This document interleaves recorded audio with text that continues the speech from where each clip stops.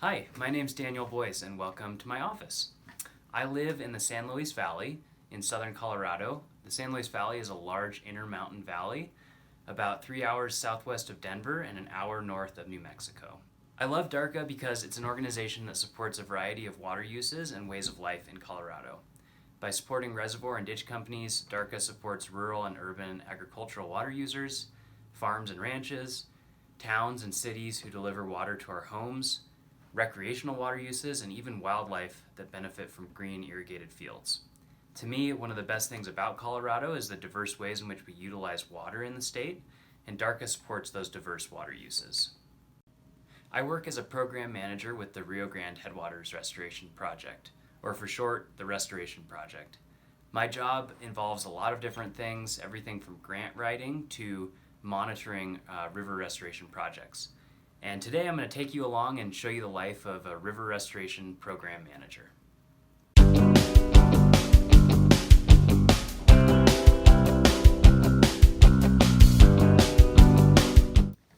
As a nonprofit, the Restoration Project has 4 main programs where we focus our efforts. The first is our Riparian revegetation and streambank stabilization program.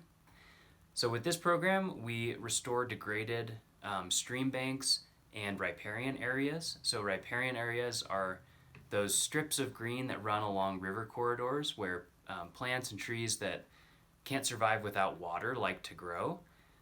Those areas are really important for wildlife habitat and for clean and good water quality. And so we restore those areas where they're degraded. Our second program is the Instream Infrastructure Improvement Program. A number of assessments have identified the need to improve irrigation infrastructure in the San Luis Valley. So these are diversion dams and headgates that divert water out of our streams and rivers. In a lot of cases, these structures are quite old and they're not terribly efficient, and they're really difficult to use for the agricultural water users who utilize them. In a lot of cases, they're also causing problems for river health and even recreation. So in some cases, they prohibit fish from swimming past them, or even boats from floating over them. And they also sometimes back up sediment, which is a problem for aquatic species downstream. And so with this program, what we do is we work with agricultural water users to improve these structures, both for the water users themselves, making them more efficient and working better, but also to improve overall river conditions. Our third program is the Watershed Stewardship Program. We recognize here in the San Luis Valley that our headwaters forests are incredibly important.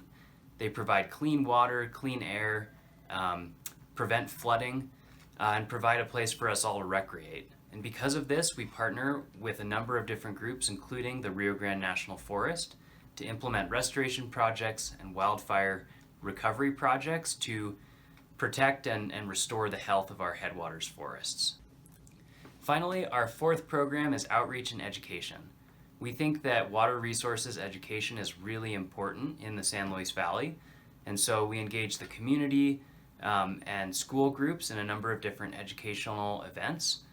We work with our partners such as the Rio Grande Watershed Conservation and Education Initiative to put on events such as volunteer tree planting days along the Rio Grande, and just general education opportunities to get the community more connected to their water resources. So now that you know what our organization does, let's get out into the field and actually look at one of our projects. All right, so we got out of the office and we're at one of our restoration project sites. So behind me here is the Rio Grande, which runs through the San Luis Valley floor. And this whole river bend behind me is a site that we restored a few years ago. And so you can see, take a look at this photo on the screen. This is what it looked like before the restoration. So it was a vertical cut bank where the river was eroding away sediment. So there was no vegetation, no plants to keep that river bank from moving around and from eroding and causing all that sediment to enter the river and cause problems for water quality. The river was also disconnected from its floodplain, and so you can imagine that at higher flows, when the river was higher during spring runoff, it's not able to spread out. Instead, what it's doing is incising, which means it's eroding downward and taking a lot of sediment with it. And so there was not a lot of good riparian vegetation in this area. And the river was just not functioning optimally. And so what we were able to do here is we worked with the landowner to come up with a design that involved shaping this stream bank so that it's a more gentle slope. We also installed some rock features, which you can see behind me here. Not terribly well, but some rock features that make pool habitat for fish and help stabilize the stream bank. And then we planted a whole bunch of riparian species. So this is mostly willow and cottonwood behind me. And so those plants help keep this bank in place and prevent erosion. And so it's a much better functioning system right here, which has benefits downstream. So this is just one example of the projects that we've done. Another example to illustrate the types of projects we do is the Conejos River Partnership Project. We just finished phase 1 of this project, which involved rehabilitating 3 agricultural diversion structures on the south branch of the Conejos River. This video has footage from construction of these structures and shows what the finished structures look like. The old structures were functioning poorly for the farmers and ranchers who rely on them and were barriers for fish who migrate up and downstream along this stretch of river. The new and improved structures work well, require very low maintenance, and provide fish passage as well as allowing sediment to move through the river system, which benefits aquatic species, especially fish.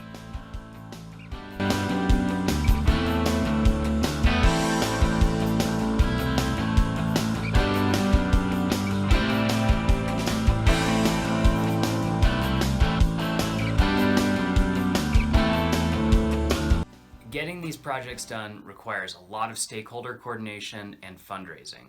So from the very beginning, we work with the project partners, such as private landowners, ditch companies, and/or state and federal agencies and other nonprofits, to figure out what the scope of the project should be and to make sure that it's going to meet everyone's needs. We then work with our project engineer to come up with designs, like the one on the screen behind me.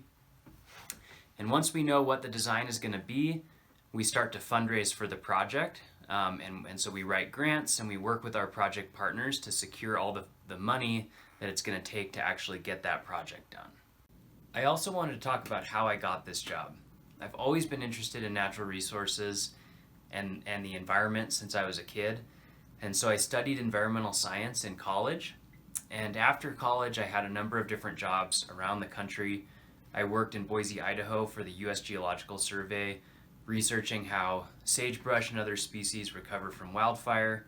I worked as a sea kayaking guide in Alaska, a bird guide in Ecuador. I combed the Mojave Desert for a nonprofit looking for endangered desert tortoise.